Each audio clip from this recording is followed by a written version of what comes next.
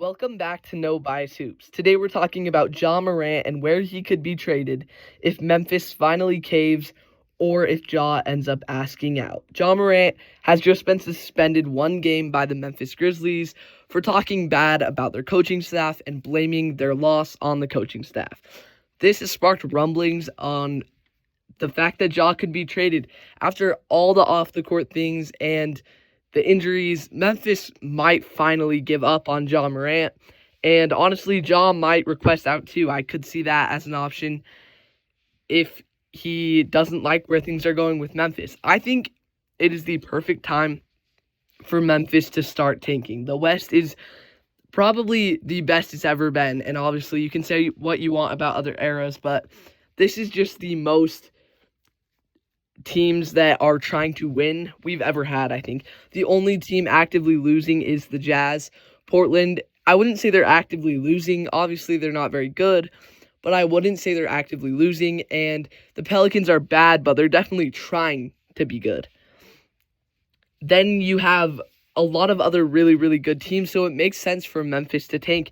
They could easily be bad, and they could get a ton for Jaren Jackson Jr., a decent amount for Ja, as we'll lay out some of those trade ideas. And honestly, a few of their other role players, trade them away and build around Cedric Coward. And that sounds crazy, but Cedric Coward has looked really, really good. He was a high pick by the Grizzlies. They traded for him in the draft by trading with the Portland Trail Blazers, giving them Young Hansen. And I really, really, really like Cedric Coward, and I think the Grizzlies they need a new identity.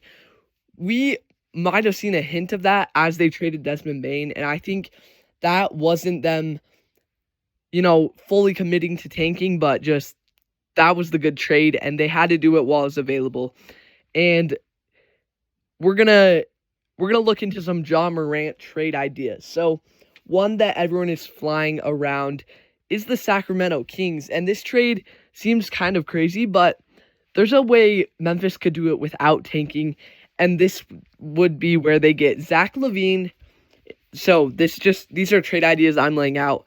Zach LaVine, Malik Monk, and Devin Carter for Ja Morant and Kentavious Caldwell-Pope. The Kings would also throw in a first-round pick here. And while that might not seem like a lot for Ja, because Zach LaVine, he's older, Memphis probably wouldn't value him too much. Malik Monk is good. He's a good role player. I'm sure they could get a decent amount for him. And getting off Kentavious Caldwell-Pope's contract, it would be good for Memphis. Devin Carter, a good young player that they could add to this young core they're building. One first-round pick, though, for Ja Morant. A few years ago, that would have seemed insane because Ja Morant was starting to look like the face of the NBA. Few off-court things, a few injuries, and here we are. I just don't think we're going to see a crazy superstar return for Ja Morant like we've seen for stars like Rudy Gobert, like we've seen for Damian Lillard. We're going to need... I just don't think they get more than 2 first-round picks. So while this might not be ideal for Memphis, it's an option. These two, I don't really like it for either teams, but I see why it could happen. You have the Suns and the Heat. The Suns, I see this as a Jalen Green for Ja swap.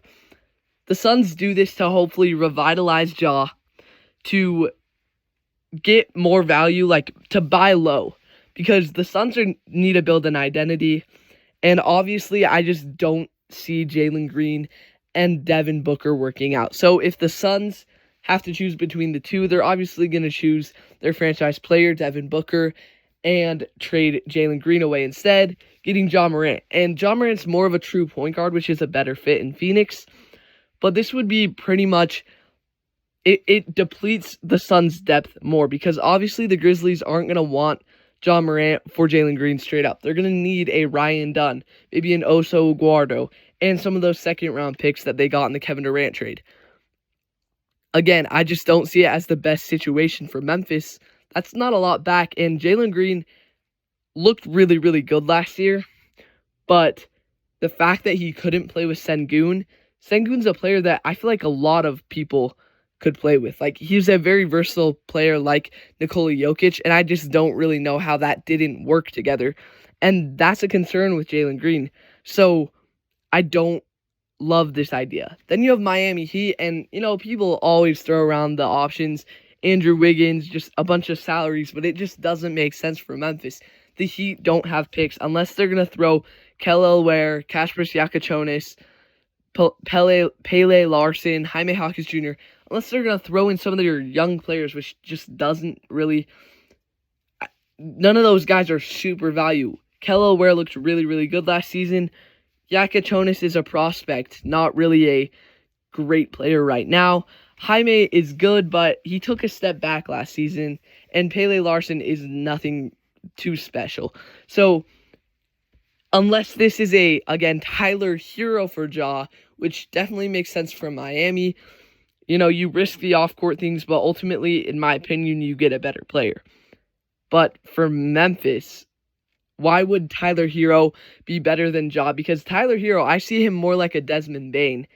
And I don't love it for Memphis. People also say the Nets, but the Nets are not even nearly ready to have an all-star. Like, they don't even have a core yet.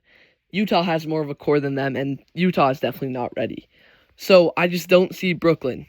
The last team that I do see is the Toronto Raptors. They're on the thumbnail. And it makes a ton of sense for both teams.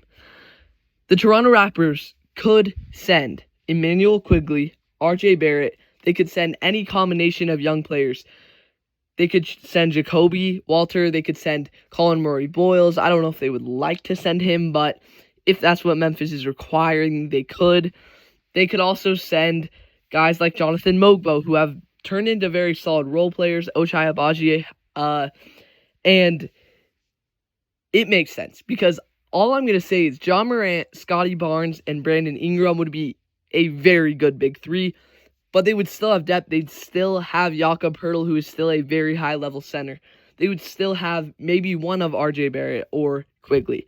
They would still have other pieces. They could make other moves, and they're still going to have a little bit of cap space, so maybe this isn't a trade for this season, but the off season, but the East is bad.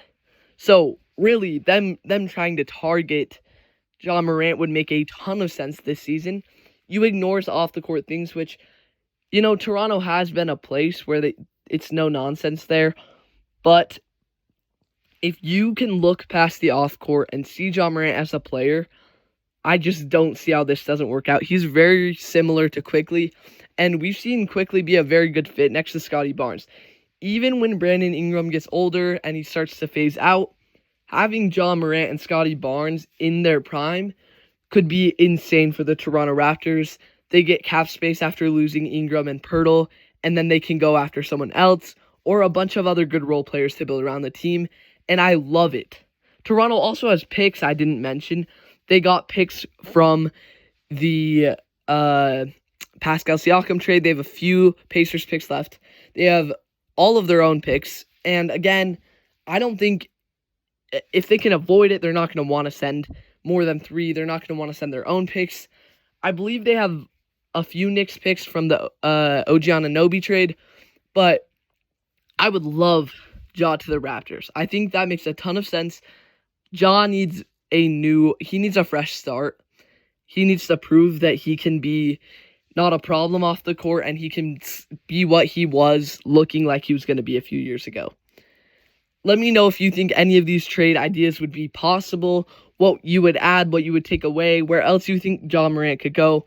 But thank you so much for watching. Like, subscribe, help me get 1,000 subscribers by the end of the NBA season, and see you next time on No Bias Hoops.